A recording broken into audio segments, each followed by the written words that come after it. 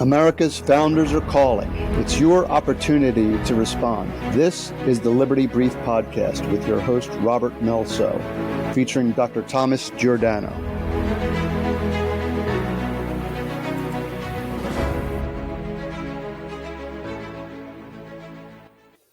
Hello, everyone. I'm Dr. Tom Giordano.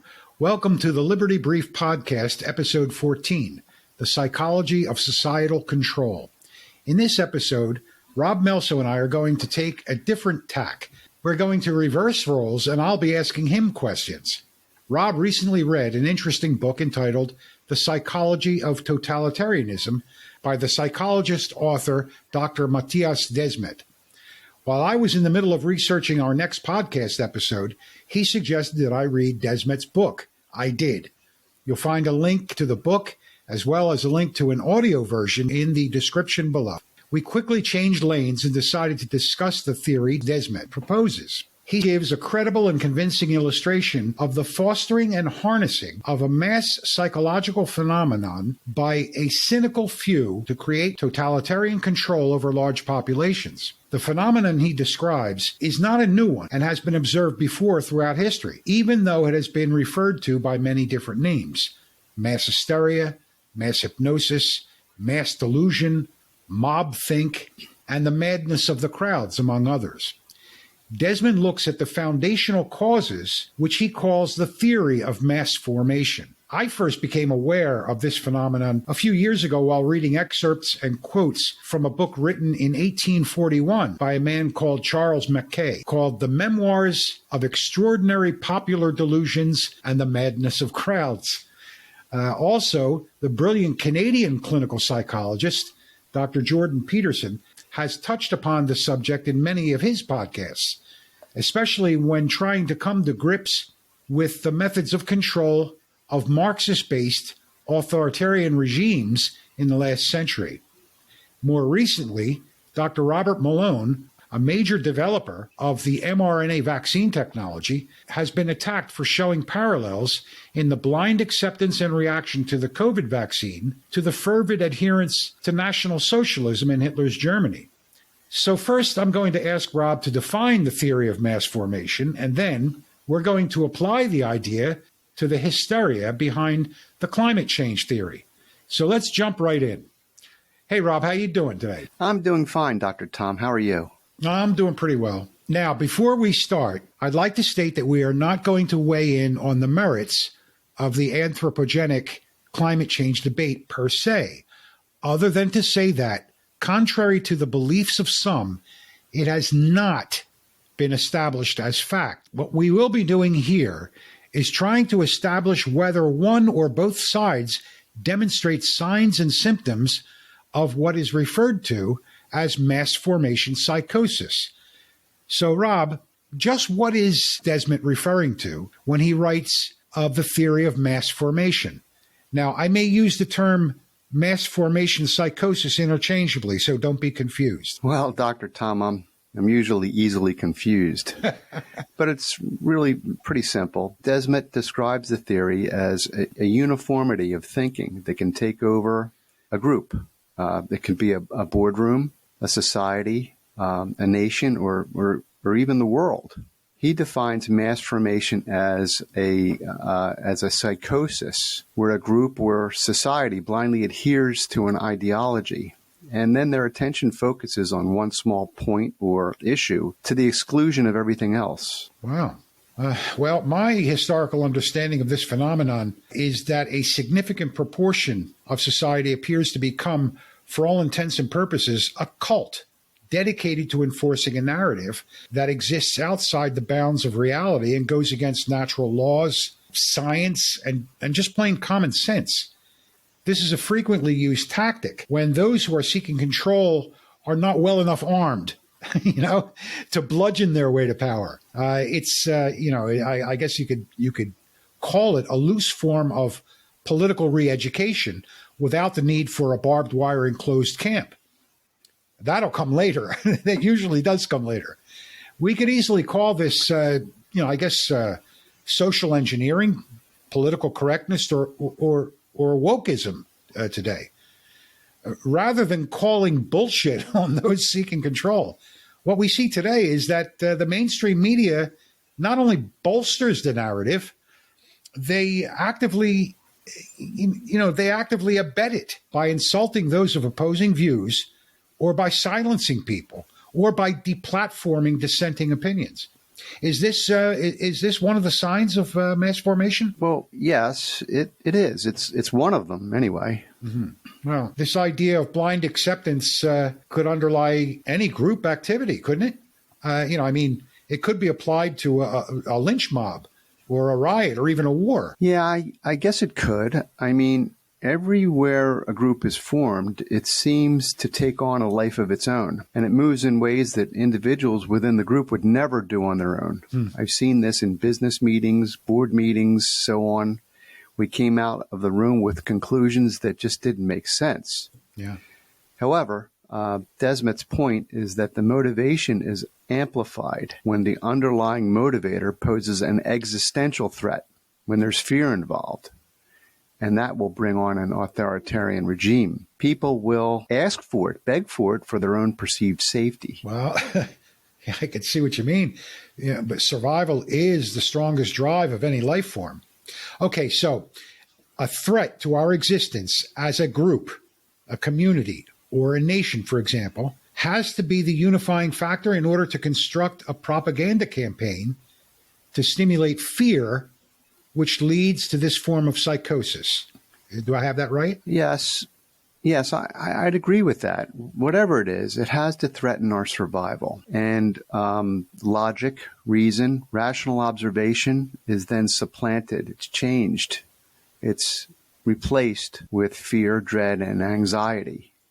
For example, you were talking about climate change. We've all been told that the experts agree that climate change is an existential threat. I like that word now. It's used very often. And that we need to take action today to prevent catastrophic future changes. Yeah, well, and God knows experts are never wrong. Right? Christ, you want to see an existential threat, just walk out of your house in South Philadelphia. You could be committing suicide by Democrat-controlled cities.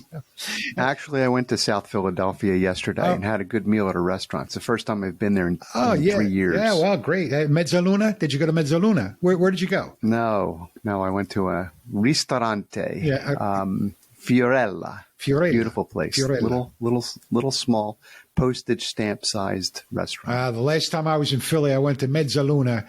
And I spoke to all the waiters in Italian.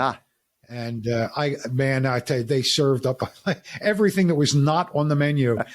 All you have to do is speak Italian. They were all from Italy, the guys, all from Italy. Naples, in fact. They were all Napoletani.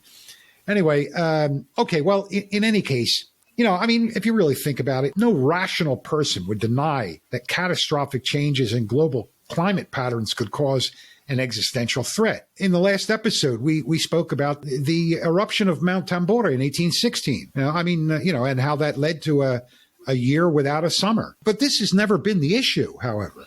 The issue is whether or not there is any man-made activity that can cause the climate to change in the first place, or prevent projected or imaginary changes in the climate in the future in the second place.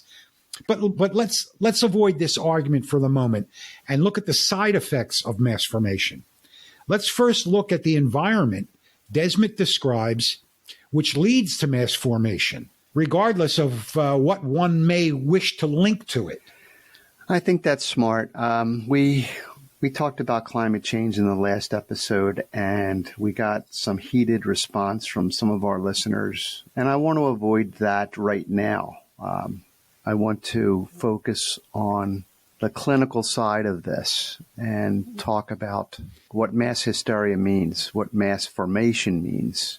Mm-hmm. So according to Desmet, there are four preconditions for mass formation to flourish. And we can take them one by one. As you said, they can be linked to any convenient cause, climate change theory, COVID vaccinations, the Salem witch trials, devil worshippers, whatever. Oh, it can go on and on. It can go on and on. Yeah, sure. The first condition is a lack of social bonding or a decoupling of societal connections. Now, Desmet describes this as an atomization of the individual, which is characterized by a lack of resonance between people. It turns out that resonance, true communication, understanding, feeling can only be accomplished during face-to-face encounters. Now, you and I are talking, you're in Italy and I'm in Philadelphia. We're not really connected on an emotional level. Right. We're connected in ways we've never dreamed of before. Facebook, Twitter, Instagram, and the like, they've enabled us to link ourselves digitally to anyone on the planet at any time. And then there's Zoom, permitting us to gather in groups without being together physically. The question is, are those real societal connections? Well, according to a global survey, about 33% of adults experienced feelings of loneliness worldwide, despite global connectivity that social media claims to provide. So the first precondition is atomization or decoupling of societal connections. All right. Well, that makes sense. And on top of it, this virtual platform that we're all on is pretty much anonymous. I mean, if you think about it, I mean, people write things in comment sections that would get them a few busted teeth if it was done face to face. I mean, I think we've all had experiences like that, where a person will outright insult you if they were standing in front of you. You'd either react violently or, well, they probably wouldn't even open their mouths to insult you to your face. When a discussion begins to go awry, the ad hominem attack seems to be the go-to argument, especially when a weak idea is the thread holding your entire life together, and that's snipped, with facts, reason, and rational debate. So with all of this technology, what you're saying is that people are still feeling isolated or feeling even more isolated than they did before.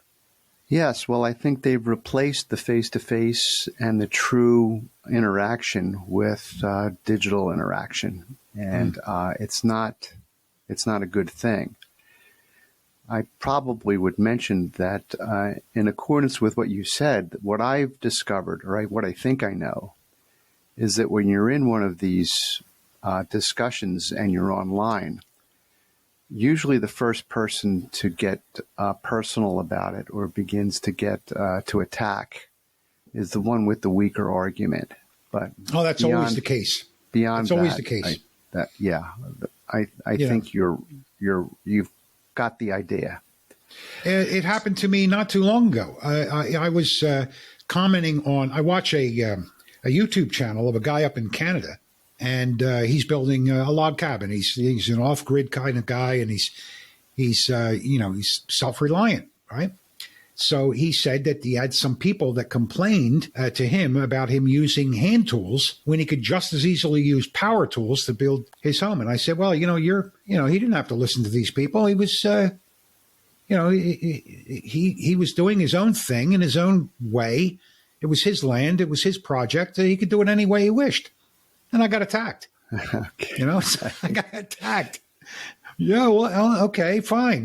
Go screw yourself. I think you've got too much time on your hands, Dr. Tom. No, I don't have enough time on my hands. That's the whole thing. So that, there was a little bit of a back and forth between me and some anonymous person I didn't know. And he, right away, he went into an ad hominem attack. I have DR in front of my name. He claimed I wasn't a doctor. All right. So the point is, though, that with all this technology, people are still feeling isolated. Yes. And, that seems to be the case. So this isolation, atomization, as Desmet calls it, leads to a second precondition, a lack of meaning. Now, the question is raised, do we have meaning in our lives today? Pew Research says that family and then religion are the two most prominent indicators of meaning in people's lives. I think we all know what's happening to the family. There are less and less of them beginning, at least in America. Yeah. As far as religion, which is the second most important source, Pew claims that in 2020, only 47% of adults belong to a church or a synagogue or a mosque. And that's down more than 20 points since 2000. Americans' memberships in houses of worship continued to decline last year, dropping below 50% for the first time in Gallup's in their 80-year history. Their 80-year trend. Yeah, I've taken notice of that here in Italy too. I was absolutely surprised at how, Roman Catholics in America, in the United States, are much more invested in their churches than they are here in Italy. And in Italy, Roman Catholicism is the religion of state here. And, on Sunday you go and there's, 3 old ladies in black and a goat. That's what you see in the masses. It's really disgusting. Huh. But I have taken notice of an interesting trend. If you think about it, I know a little bit about history, and we're living in the best times ever experienced in our history as human beings. We live lives of relative ease. We're not starving. We have all of the modern comforts that 100 years ago, even the wealthiest in the world could not have even dreamed of having. Yet people are more miserable than ever. In any case, these are 2. What is the third? Okay, so we have lack of meaning. And right. The third precondition is free-floating anxiety or uneasiness. Mm-hmm. Now, according to the American Psychological Association, more than half of parents are concerned about the mental well-being of their children. And more than 4 in 10 Americans, actually 41%, say they are more anxious than last year. Wow. I don't know how anxious that is, but in England, one study claims that 1 in 5 elementary school children had extreme anxiety or nightmares about climate change, which apparently has displaced the monster under their beds. Wow. So where's the humanity in frightening these kids? I don't know, but here's a funny thing. I mentioned that to somebody who is an avid climate change believer. And he said something very interesting to me. He said, they're going to have to deal with it anyway, so they might as well get used to it. And I thought to myself, that's not a lot of compassion right there. So what would you rather have confronting a problem if it were real? A bunch of psychotics? Yeah. Or a bunch of well-adjusted kids? Well-adjusted people. But it's really not a surprise. I mean, who would have thought that continually bombarding children with threats of a doom and gloom existence with no future would have a negative effect on people? When we were kids, we had the threat of a nuclear holocaust, hanging over our heads. But yet we were well adjusted. Hey, listen, but I'll tell you, no future. It's as good an excuse as any to skip school. I mean, Christ, hey, Mom, why do I have to go to school if we're going to be all dead in 10 years? Huh. It sounds like something that Anton Chekhov or Henrik Gibson would have written. Ask Greta Thunberg. I'll tell you everything you need to know. Look at her. She's the poster child for neuroticism. I mean, she's nuts. Okay, so what's the fourth now? You said there were 4. Okay, so we have free-floating anxiety or uneasiness. Now, the fourth is free-floating psychological discontent. Now, you touched on this. Why are we more discontent having everything that we could want now in our society than ever before? It's a good question, and I have my theory. We could probably do a whole podcast on that. But the University of Chicago finds that just 14% of American adults say they're very happy. And that's down from 31% who said the same in 2018. Now, 50% of respondents say they feel unhappy or isolated. Oh, that's sad. That's a sad commentary, really. I mean, even 31% is sad. If you can't think of anything that you can be happy about in life, that's no life. So in any case, we can acknowledge that these 4 preconditions are already met today. And according to Desmet, we are now at a stage when any craftily chosen ideology can take root among a small percentage of the population and metastasize from there. Is that correct? Well, essentially, yes. The conditions become ripe for totalitarian movement to begin. And it doesn't necessarily require a strong leader. It can emerge from the population itself. Huh. There was a great philosopher, Hannah Arendt. Yes, I've heard of her. She was a Holocaust survivor. She envisioned a future with a new type of totalitarian leadership, one much more technologically capable, one led by dull and faceless bureaucrats instead of charismatic leaders. You mean like the European Union? Yes, we see that here in Europe. We see that in Europe right now. They're with their little working groups, and you can't even identify these people. You cannot know who they are. You know, they inculcate some existential threat, and then they mobilize the media as a tactical response to foment anxiety, uncertainty and unease to fulfill a strategy of dominant control. I mean, that's what it all boils down to. Exactly that. Their ideology, it creates a bond, the group. It creates a bond within a group that enables the disconnected or atomized people to all of a sudden become highly connected. And that alleviates their lack of meaning, quells their anxiety by allowing them to focus on a narrowly interpreted ideology, which identifies the cause of their troubles. All of a sudden, their lives have meaning. They want to save society. They have a solution, and they join to fight against whatever it is. You can fill in the blank.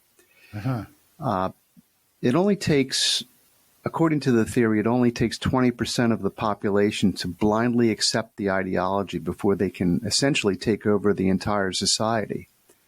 Now, the rest of the population are split. 70% generally agree or just are resigned to go along, and the remaining 5 to 10% are left either questioning the ideology or in direct opposition. Yeah, well, that sounds like a pattern. I mean, if you even look at the American Revolution, 20 to 25% were patriots. Now, about a third were pro-crown, and the other third couldn't give a damn either way. I could give you hundreds of historical examples of this tactic, and they all follow the same course. But I think, it appears to me that they are accelerating and spreading out over much wider fields of discontent today. Everyone wants to claim a victim status and look for a boogeyman to accuse. Does that sound about right to you? I mean, have you noticed that too? Well, in America, we are fertile ground. We've met the 4 conditions. You've said that it seems like it's becoming more and more common. But beyond that, Desmet claims that one of the most important 20th century catalysts is the mass media. If the media can uniformly repeat the same message over and over to a susceptible population, while at the same time suppressing countervailing ideas, that can encourage mass formation. Oh, that makes sense. It makes sense. After it's formed, the ideology takes over. Doesn't need a leader. It takes over. And the remaining 5 to 10% who question or oppose become the other. And often they lose their humanity in the eyes of the believers. They're ignored. They're marginalized. They can be ridiculed, censored. They're forced to comply in extreme cases. Yeah. And at the end, they can be blamed and threatened with physical harm. So modern extreme examples are Nazi Germany's death camps and Soviet gulags. Well, that makes perfect sense. It does follow historical patterns. Well, Rob, it seems to me that if someone had a strong case for a principle, an idea, or a warning, there would be no need for trying to silence, an opposing view. Their position would either be self-evident or reasonably justifiable based upon facts. So, I'd like to begin to wrap this up a bit and end with 2 questions to think about. The first is rhetorical, and the second is requesting an opinion of you, okay? So then I'll let you continue. Firstly, my rhetorical question is, if one were to want to grab control of the world's economy, the world's productivity, or for any other reason, okay, wouldn't the fear of an imminent global climatic catastrophe be the perfect vehicle? My personal observation is that people pushing it certainly aren't taking it seriously. I mean, they say one thing, but they do another. As long as they're flying around in jets and building shorefront million-dollar estates, I mean, they certainly seem to be preparing for a future beyond that which they're all telling us is not going to be here in a decade. My second question to you, Rob, is mass formation a real phenomenon? And if so, are we in the midst of mass formation when dealing with climate change? Now, you are aware that the idea is being attacked by talking heads as we speak, as being a fantasy in the mind of people like Desmet, especially by the naysayers on the left. That's the beauty of this. The naysayers can deny the phenomenon all they want. They're not being censored, and I wouldn't want that. No, well, of course. But it doesn't mean that it's not true. In fact, the denials that I've seen seem like pretty weak attempts to discredit him. Yeah. All I can say is that, in my view, and I hope in the minds of our audience, Americans are exhibiting the 4 preconditions for mass formation to take hold. Secondly, I'd like to mention that we've also heard the media's persistent drumbeat message: unchanged, unyielding, the science is settled, and 97% of climate scientists agree. Now, how many times have you heard that? Too many times. We've been hearing that exact same phrase unaltered in exactly the same way for 18 years since that study came out in 2004. Now, was the study scientifically reviewed? And on exactly what did they agree? And who funded the study? Well, we're never told that. You can look it up, but we're never told because the only important thing is that the conclusion fits the narrative. So nonetheless, the media uncritically tout catastrophic climate change as fact, all while ignoring or subduing opinions to the contrary. Is it any wonder that most Americans agree with the experts that catastrophic climate change is coming, or that many of Europe's children suffer extreme anxiety over the climate? I'd like to say that most importantly, American and world leaders have seized on the idea of climate change to foster changes, bringing ever more power to bear against individuals and company. And they've done that pretty enthusiastically. They're forcing compliance to fight the obvious coming climate change catastrophe that all sane people know is coming. According to Desmet, totalitarianism under mass formation is characterized by an exaggerated willingness of individuals to sacrifice their own personal interests out of solidarity with the collective. Now, you'll hear things like, we have to make changes to fight this existential threat. That's what we're told. But that really means that we must agree to radically change our economy and that we need to make a sacrifice to do that. Anyone questioning climate change predictions, or the proposed solutions for that matter, is labeled a climate denier. They're deplatformed, ridiculed, even labeled racist. So now I'm going to answer your rhetorical question with another rhetorical question.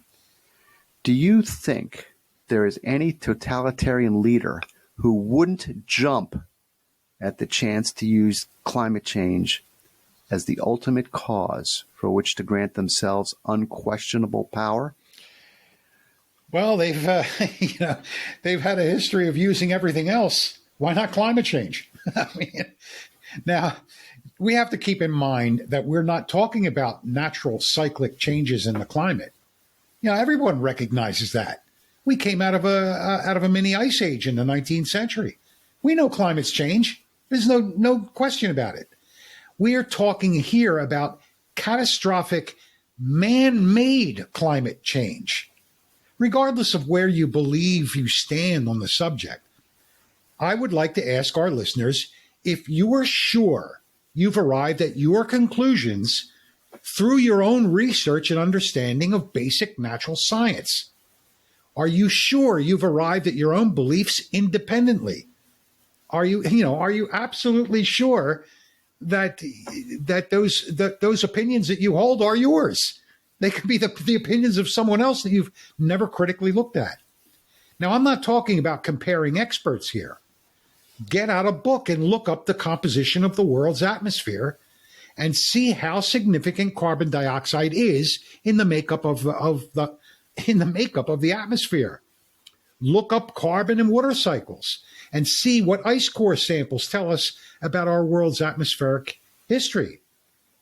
Try to understand what starving the world of carbon dioxide below certain limits will do to all of the plant life on this earth.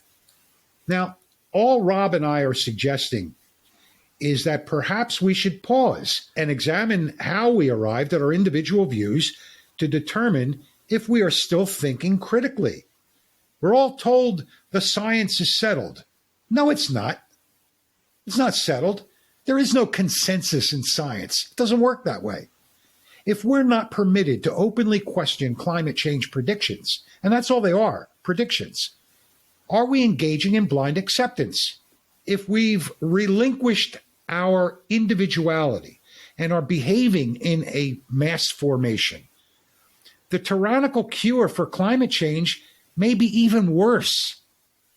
In the 1930s and 40s, the National Socialist Germans so thoroughly believed in eugenics that they willingly gave up their own loved ones for processing under the T4 project. 250,000 German citizens were put to death. This led to the final solution and eventually the Holocaust. It's something we should never forget. Once you start on these roads, you never know where they're going to lead. And history has shown us that they've always led to places we don't want to be. Okay, we really need to end this on a lighter note. Let's have some fun. Let's try something. How can I tell if I'm exhibiting signs of mass formation psychosis? Let's put it that way. Well, Dr. Tom, first you'd have to feel disconnected, insecure, angry, and afraid. Oh, that's me. That's you? No, I'm just kidding. Yeah, you don't know my wife. Well, if you were, you'd feel perfectly normal. And you'd likely be a part of the 70% that just accepted that scientists really do know that catastrophe is coming. But there are some red flags that you could use to indicate to yourself that you should perhaps reconsider. Okay, I'll play along. What are some of them? All right. Well, if I asked you a question like, what exactly did the 97% of scientists agree on, and how was the study performed? And in response, you had no idea, but you couldn't believe that I asked you such a stupid question. You might be in the grip. Okay. Yeah, this is fun. So, so you're saying, okay, you're blindly accepting something without looking into it. Okay, give me another example. Okay, all right. Let's try this. If I were to state that scientists really don't have a good track record for predicting anything, much less something as complicated as climate outcomes, and you then found yourself thinking that you couldn't believe I'm denying the severity of the climate problem after all the scientific proof, and yet you can't recall any time climate scientists have been wrong, or perhaps you begin to feel triggered by that statement, then you might be in the grip of mass formation. Well, I checked that box off no, because being a scientist myself, I do know the scientific proof behind it, and it is false. It's a false reasoning. But I also know that there's been a hell of a lot of science is based on trial and error. There's a hell of a lot more error than there is success in science. I know that for a fact. So well, speaking of predictions, there's an old joke from the Soviet Union. It went like, the hardest thing to predict is the past. And that goes to the idea that measuring the past is very subjective. Oh, yeah, sure. Especially if you're not directly involved in it. And even then, your perception is what it is, And, so, yeah. All right, one more. Give me one more. Well, I'll give you two. Okay, well, I asked for one. First, see if you agree with this statement. We must all sacrifice for the collective good of the planet because the science on climate change is settled. If you agree with that, then you are definitely marching information. Well, I've always been out of step with, so I'm still out of step. Okay. Okay, last one. If I said to you something like, there really are significant questions about how we are arriving at the science predicting catastrophic climate change. And in response to that, instead of asking me what those questions were, instead, that triggered you to think of something like, who is Robert Melso to question that? And where is his climate science degree? And then, if you felt that I should be banned on all social media for even suggesting climate change might not be that bad, then you might be in mass formation. Well, I got to tell you something, Rob. My only response to this kind of reasoning would be Greta Thunberg. Okay. I mean, their side is asking us to take seriously the ravings of a pubescent, neurotic Swedish high school dropout. She's the all-knowing messenger of global doom. Well, thanks, but no thanks. Well, I sort of feel sorry for her. She's being used, so do I. And she's being abused with this. She is tragic. It's a tragedy what they did to that girl. And she's reminiscent of the 5%, the 20% of kids in England that are feeling the same way, the same fear and anxiety. Of course. Okay, but to parade the girl around like that is it's inhuman. It really is. They should be ashamed of themselves. Now, if you notice, Greta, you'll see that there's a great deal of anger in that young woman. Oh, yeah. And sure. I think the key feeling to focus on is anger. So when someone asks more than anger, I have to say, Rob, it seems more like rage. I mean, it's not just, I'm angry. They are filled with rage. It's just unbelievable. The response is completely far beyond the what's called for as a response for what they're trying to say. So, yeah, I would agree with you. And therein lies the appropriate response to people who are locked in mass formation. It's dispassionate, rational questioning. And when you can approach them with that kind of unemotional rationality, they can come out of it, according to Desmet. But it is anger that you need to focus on. So, for instance, when someone asks a question regarding anything you passionately believe, and you realize that question might otherwise be considered reasonable, yet you feel angry at their stupidity, or if you can't laugh at yourself, or if you want to immediately ridicule that person, that's when you need to check your footing and see if you're thinking for yourself, to see if you're operating on someone else's belief. There's an old saying, people don't have ideas, ideas have people. Right. And so I found myself operating in formation at times, and I found this test of anger is really helpful to keep myself in check. Yeah. Well, yeah, it sounds right. Yeah, I think my father, in a different way, described this to me when I was a kid. He said that most people have one basic idea, one fundamental idea by which they align their entire lives. It's one stable idea. And every other idea is based upon that, like sort of in a chain of ideas. When you start to rattle that stable idea or that stable piece of information, people freak out because you are undoing their entire lives. And if they see that their survival is based upon following a crowd or following that idea, when you start to even question that stable piece of information, they freak because anything that you're suggesting is against their survival. It's an interesting observation, but basically it's stating the same thing that you're stating here. If your survival is wrapped up in identifying with a group and your identity is wrapped up with that group, anything that threatens that group is threatening your identity, and it threatens your survival. So I think we ought to end it there. My deceased father took most of his wisdom with him to the grave, unfortunately.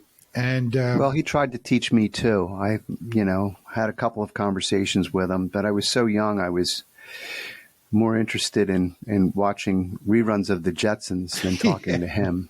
But you at least listened. I listened, but not totally. I had my, I was rebellious as any other kid was. It's like that old saying that Mark Twain said.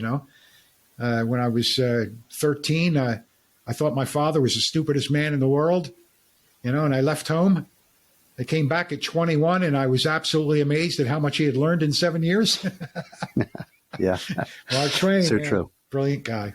Anyway, okay. Well, let's end this. I want to thank everybody for tuning in. I hope we didn't bore you.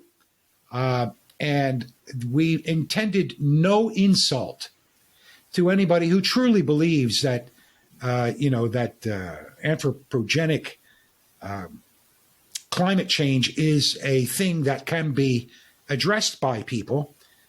We just happen to not believe it. It's not even a question of a belief system.